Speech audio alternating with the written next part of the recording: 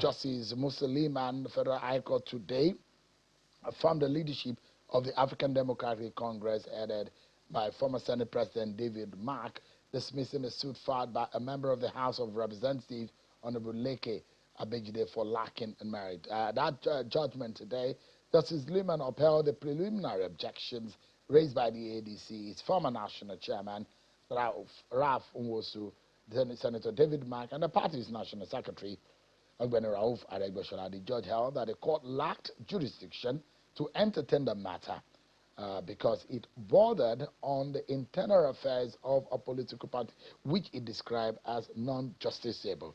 Let me allow you to see some of the pictures outside of the court where some ADC supporters were chanting about the situation surrounding the party's leadership tussle and what happened also after the court. I will allow you to listen to some of the lawyers. But tonight, I'm being joined by a man who is just newly appointed as a spokesperson of the Atiku campaign organization, Mr. Kenneth Okwonkwo. Is live for us here in our studio. It's a pleasure having you join us tonight. Thank you very much, and thank you, viewers at home, for joining us. We understand that you're supposed to be served the suit between you and Mr. Peter will be based on the criminal defamation. Oh, well, I always hear whatever they are doing, first and foremost, from the social media, because they are just social media, presidential candidates, social media, account followers. So I heard it on social media, and I'm sure whenever I receive it, I'll let you know. Because I understand that it's a substituted service that that the court has granted them to serve you by substituted means. Good, and that's the whole falsehood about this. Because when you claim substituted service, you will have to go into an affidavit to say you have tried to serve the person personally and you did not get the person. I remember in one of the writ of summon that I saw on social media, they listed one of my properties in Enugu as the address. And they know where I stay, in Abuja. These are the people who were together in the presidential legal team together. They know where to get me. And they are talking about using an address in Enugu. And they went to, in my own opinion, must have perjured, because they say they've tried to serve me. I kept people there to look for their service anytime they will come. And so they went on that falsehood to go to the courts to get an order to make substituted service. The whole idea of trying to use the address in Enugu is to do that falsehood. You know where I stay, in Abuja. So why all this social media noise making? No ounce of service or no ounce of notice have you got from the court about this matter? Everything from the court. From the court, directly no, or indirectly, Yes. It's been on social media all along. It's been on social media, but this legal tussle and this legal battle has been on social media. All along. The pre-action notice, they put it on social media before they served me in my phone. And even though I could have objected to the mode of service, I accepted it and replied. But from the court, I've not received anything. Are you ready for this battle? There's no battle at all. This is just a joke. I told people that this is a calculated attempt to gag me, to cow me, to intimidate me, to harass me. I have been a public affairs analyst from 2009. I stand by everything that I said. As a matter of fact, I've not even said it the way it is. The NDC aspirants on daily basis, they keep saying and repeating what they told me publicly. A lot of them are in courts. A lot of them have even gone to magistrate court to institute a criminal complaint from Imo State. And it was NDC that said that Peter Obi and the caucus leaders were the people that organized the primary in Southeast. And of course, you know, Section 42 forbids you to make a rule and discriminatorily apply it to a geopolitical zone or people based on place of origin. The aspirants from the Southeast were told to pay 10 million naira and 20 million naira by NDC, led by the caucus leaders in the Southeast, which NDC identified. And I just came here to say what is already out there in the public. And they say you're being defamed. Defamed for what? Did you not hear what Aisha Yusuf said? Did you not hear what Seraka Dixon said? Seraka Dixon said that him and Peter Obi offered Aisha Yusuf the ticket of the House of Representatives so that she will abandon the Senate. For the way for that they use the word offer. Section 125, subsection 1A of the Electoral Act makes that bribery and corruption. In the law, stated offer to induce somebody to ensure the return of another candidate. And whenever you write a result, you have offended section 119, subsection 1A of the Electoral Act. And I'm just pointing out, exposing what is happening in NDC, and you are telling me defamation, then the whole idea of defamation has to be redefined. Your statement as a betrayal of trust, and perhaps you're still doubling down on what will cost you a very heavy lawsuit if you are found guilty.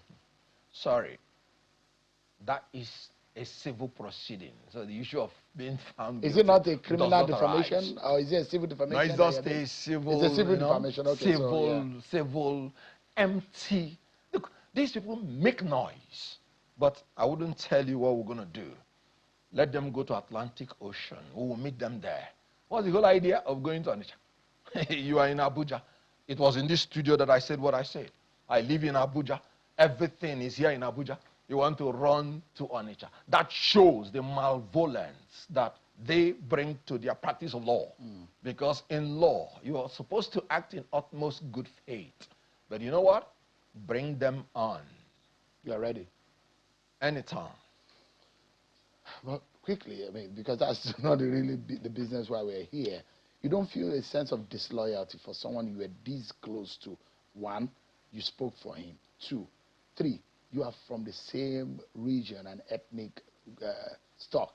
Don't you think is a high level of disloyalty? A lot of your clanspeople are saying, why are you going after your man that is highly respected within the Southeast? Okay, let's put it this way. Every campaign is for a season. I worked for P2B 2023. That was a duty. That was a job. And I did it effectively well. And we concluded it. I was on throughout the legal process until it was concluded. So my job was finished. And I still rolled over to be doing things pro bono for him. It was a volunteer job. I did it free of charge. And then, as a public affairs analyst that I have been from 2009, before I ever met P2B, I proceeded with my job. You were one of the earliest interviewers that interviewed me in July 2024 when I said I wasn't speaking for him anymore because he's not decisive. I've seen in him certain qualities that will make him unfit to be the president of the Federal Republic of Nigeria. I made it public. By then, I had finished my job with him. But in order for the people to know that I am not speaking for him anymore, I made it public. And I went my own way. And I was doing my own job. You know what? He was the one who betrayed me. I talked about Atiku Abubakar here on this studio much more than I would even talk about P2B. And people were telling Atiku Abubakar, this young man that is getting close to you, are you aware of what he said to you? Abubakar said, I am looking at this young man.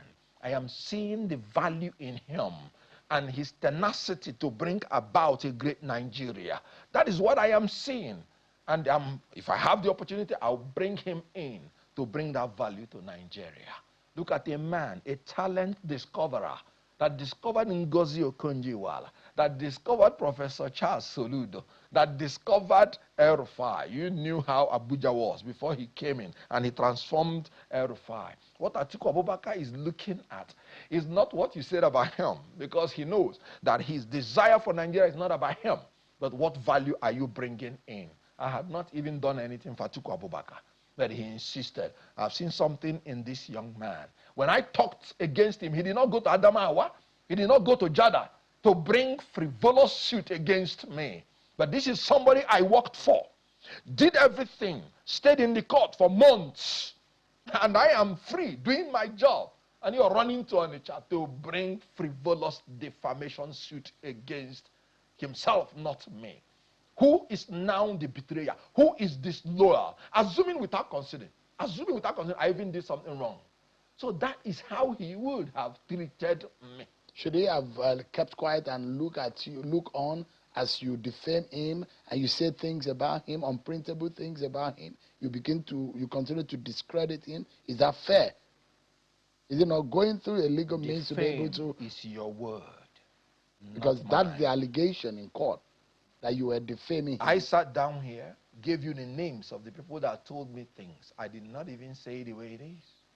I was still trying to show. Some of them are denying. When you have something written down, you know what the court said? You know what the law says? Oral evidence cannot be adduced to contradict a written document.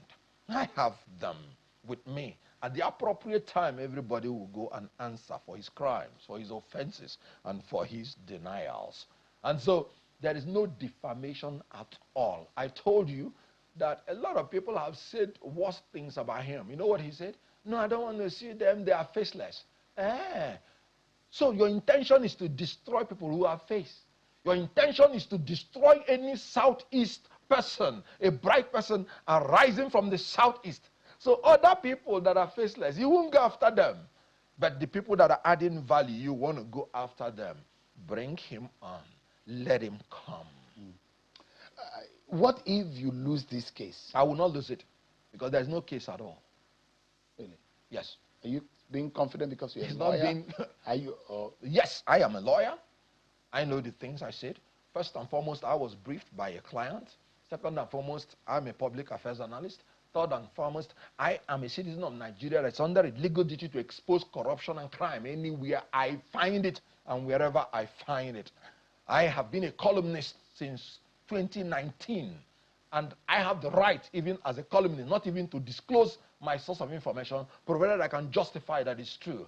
Is it in contest that NDC aspirant from Southeast, we are told to pay 10 million naira for House of Rep, 20 million naira for Senate?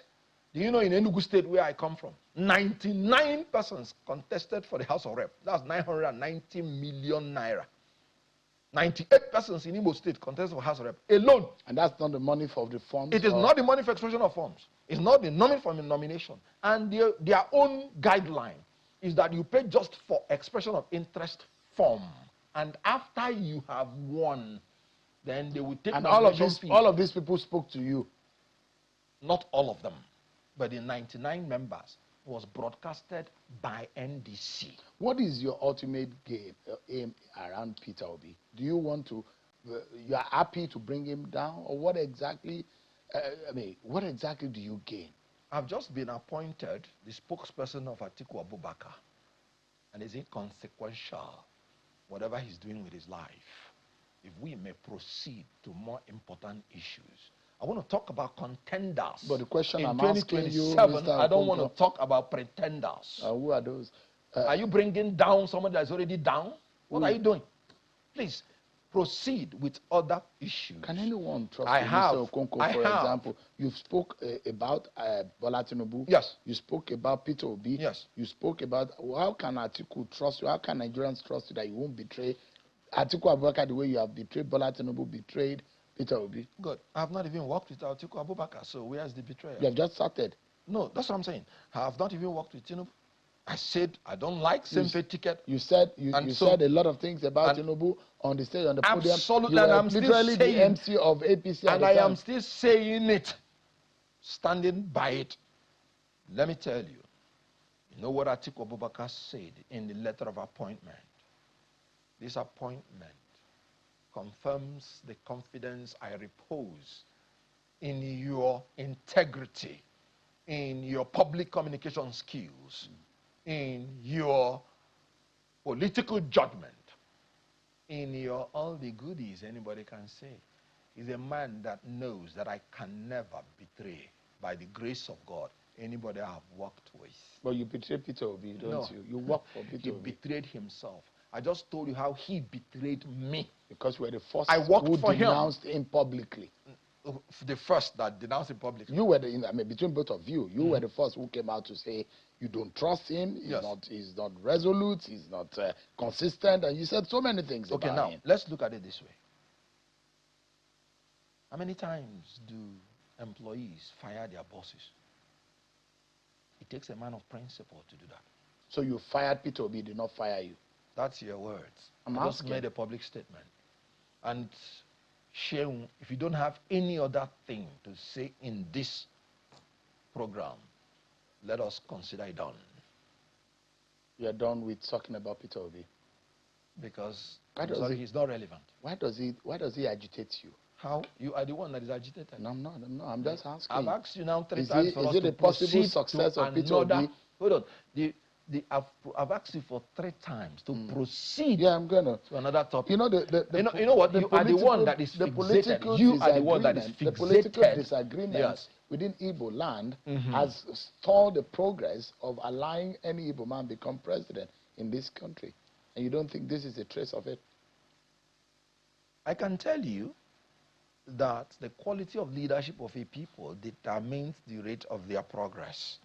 I've always told you that the success democratically of a people depends on how they are able to cohere among themselves and collaborate with other people. There is no doubt that when a people are not united, when they are not in peace, it will impede their tendency and their capability to govern. Let me ask you, this is your appointment. How much did you work hard for it? They say you lobbied so hard for it. And there are a lot of pictures of you around Atiku Abubakar's corridor at his balcony. And the thinking is that you must have been having sleepless nights and having night vigils at Atiku Abubakar until the man just bestow and have mercy upon you to give you the appointment. Well, I really thank God for his grace. I've heard so many things too.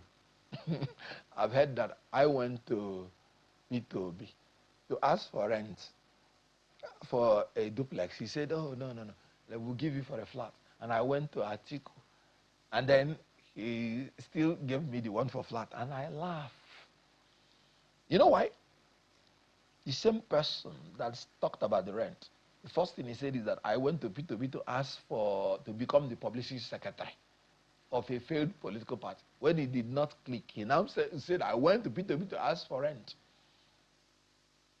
By 1994 in Lagos, I packed into my own duplex, which as a young man of 20, I rented myself, 5 Cobham Street, Lagos, and I lived there for 14 years. When I came to Abuja, I couldn't start living in duplex again. I started building mansions to the glory of God. The issue here is this. Let me be doing my job, let them be talking. The whole idea is that Atiku Abubakar is a talent discoverer. I met him the first time March 1st, 2025, when he graciously sent for me, and I went to meet him, and we talked. Pleasant man who is looking for the good of Nigeria, and we kept relating since then. I didn't want to make the mistake I made first. I said this time around, I'm going to know people on a closer note before I talk with them and talk for them. And at the end of the day, he made up his mind that this is the value adder. And you know what? Atiku Abubakar, when I met him the first time and he told me his vision for this country, I was captivated. Because vision is the mental picture of a preferred future. I now see that this great man has a vision to foster a united, secure, and prosperous Nigeria, where and in which every citizen can live a happy, healthy, and productive life. From this, his vision, you can see that his agenda is very, very easy to distill, which includes unity, security, which includes economic prosperity, education, health, and which includes restructuring. This restructuring is the one that touches me most. But in order to achieve these things, Atiku Abubakar is of the opinion that his mission will be to provide appropriate political leadership to implement his developmental agenda and to facilitate the realization of his vision. He understood from day one That no matter how good a manifesto is, no matter how good the laws of the land are, no matter how good your own program is, without effective leadership, it will come to naught. Our problem in this country is implementation. Enough of all these words. Atiku Abubakar is going to be a man of action. That is what his mission is. And his agenda will be adequately fulfilled. In 1999 to 2007, Atiku Abubakar did it with Olusegun Obasanjo. All the things they set out to achieve. He was the head of the economic team.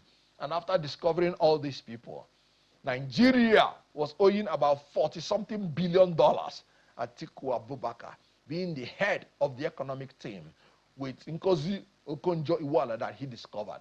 They were not borrowing more to put us into slavery. They took us out of debt. And before they left, we were no longer indebted to any country. From 40 billion to zero. Economy. In the economy, we were moving graciously, becoming the most powerful economic nation in Africa. In security, you dare not do anything when they were there. Because you're given a job, you do it. You don't do it, you're gone. This is Atiku Abubakar, the man, the winner, at all times. Let me ask you, this case today that we saw with the ADC, but this is not the end of it. But this is just one of the several cases. This is the end of this case. The litany, I mean, yes. This can go on. And you know, we were a country that is based on judicial precedent. And judicial precedent means that the judgment from this case is persuadable to other judges. It has persuadable power to all the other judges that have cases of similar nature. The whole idea of the judgment is that the issue of leadership is the internal affairs of a political party, and the court does not have jurisdiction to entertain it. Every other case we have in court is linked to our leadership and our internal affairs. So obviously, the courts do not have any jurisdiction to entertain them. So the cases are dead. What happens to the rest of the case? Because there are those who fear that those legal issues might stop the ADC from success. Because at the end of the day, there is a possibility of truncating the chance of ADC seeing its opportunity to be on the ballot to the very end. And thereby, someone like Atiku Abubakar and Rotimi Amechi might not, at the end of the day, be on the ballot. Figments of your imagination. The whole idea of Electoral Act 2026 is to try to legislate the opposition out of existence. And we resisted APC and their failed National Assembly. They now want to use all this litigation to litigate us out of existence. We resisted them and they are falling like pack of cards. Atiku Abubakar is going to contest 2027 and he will be the next president of the Federal Republic of Nigeria. I warned earlier that all the opposition leaders, all the opposition political parties must have to come together in order to win Tinubu and APC outrightly. I did warn that any of the opposition leader or party that leaves the coalition, you're making yourself vulnerable. We did our due diligence more than 18 months before we unveiled ADC. I was there. I participated in it. And of course, you know that if I saw anything as a lawyer, I would have objected to it and I would not be part of it. The due diligence was done. 2nd July, it was unveiled. 29 July, the National Executive Committee dissolved itself, led by Ralph Mosu. Can you imagine? The chairman and the required majority from the National Executive Committee was obtained. And after dissolving itself, they set up the David Mark-led leadership to take over the party in accordance with ADC constitution. What else is remaining? My final question. You saw the chief of staff telling you that no. They don't want anybody to leave ADC. Let them remain in ADC. Scatter them, fight them, destroy them. We will support you. And he mentioned their names. Abejide, he mentioned their names. Nafiu Bala, he said it openly. That is the only thing that is remaining. Mr. We don't have any legal Mr. torso. My final question to you quickly. You oppose Rotimi Amechi as a running mate of Atiku Abubakar. Do you still hold that view? First and foremost, I do not know where you got that from. Do you support Rotimi Amechi? First and foremost, Rotimi Amechi is the choice of the party, and everybody that is a loyal party member. So you are denying support. You are denying your earlier position about a Rotimi Amechi. No, I said I expected that the vice president should come from Southeast. It was a geopolitical expression, not the person of anybody. And of course, I understood the limitations within the Electoral Act 2026. Remember, for anybody to be eligible to contest, you must have been a member 21 days before the primary.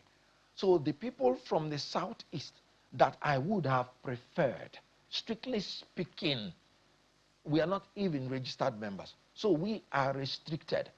Rotimi Amechi, Hayatuddin, Atiku Abubakar, Peter Obi, these were the people that we are showing interest to contest the presidential election. And then when Peter Obi left, Southeast was thrown into confusion. And you have to pick a vice president that has a elicited interest that he wants to embark on the onerous duty of campaigning around the nation. Rotimi Amechi got up to 500 and something voters in the primary. You cannot alienate them. What I was agitating is that even if you have constraints, you ought to get the people of Southeast and sit down with them and say, look, these are my constraints. And because of this, even if this is not there, these are there, then they will know what they will present to their people. I have said it. So you have grudgingly accepted Rotimi Amechi? No. There's no grudgingly because Atiku has made his choice. There's no grudgingly in it. When he was announced, Atiku was not in Nigeria. He traveled. So when he came in, he did the needful, if you recall. And that is the beauty of this great Democrat. When he came, everything was halted. When he came in, he went into dialogue, called all the parties. He's not the kind of person that will tell you what you're saying is empty, that what you're saying is So it was the party who made the decision, not Atiku at first. Sheung, be very careful. The duty to choose a running mate is by the presidential candidate. So Atiku chose Amechi. When you see Atiku, you ask him. But you speak for him now. Yes, Atiku is in the know about the choice of Amechi. Amechi is in the know about his choice. It was a mutually beneficial choice. All right, Mr. Okwonkwo, we need to leave it at that tonight. Well, many thanks. Always a pleasure having you join us. But I will ask you to go and speak with your very good brother, Mr. Peter Obi. He's a good man. You are a good man. Resolve your differences. I don't think that you should get to the point of going to court. I mean, he's my brother. Yeah. Do you remember? Even when the governor of Edo State harassed him, even when his life was in danger, I wasn't speaking for him again. I told them, please, that I'm not speaking for him. He's my brother. And if anything happens to him, you will know that even if a madman, you kill a madman, you will know that he has brothers. I came out to defend him. But you know what? He is taking me to court. All right. How do you go? How do you move? Thank you so much indeed. I appreciate it.